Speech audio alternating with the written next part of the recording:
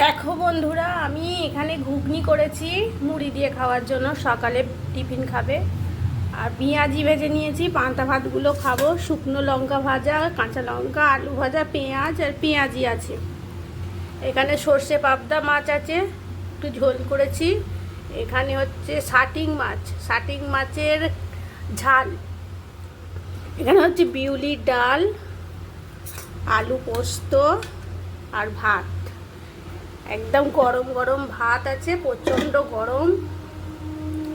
রান্না হয়ে গেছে, এবার আমি পান্তা ভাতগুলো খাবো পেঁয়াজ আলু ভাজা দিয়ে, পেঁয়াজি দিয়ে। তোমরা কে কে খেতে ভালোবাসো আমাকে জানিও কমেন্টে,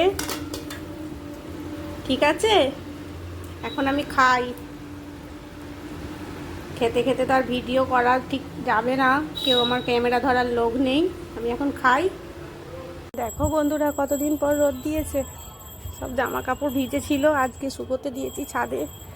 এখনও অনেক কাঁচা বাকি আছে, আবার কখন বৃষ্টি আসবে। সব সব শুকিয়ে গেছে, সকাল থেকে রোদ দিয়েছে, শুকিয়ে গেছে।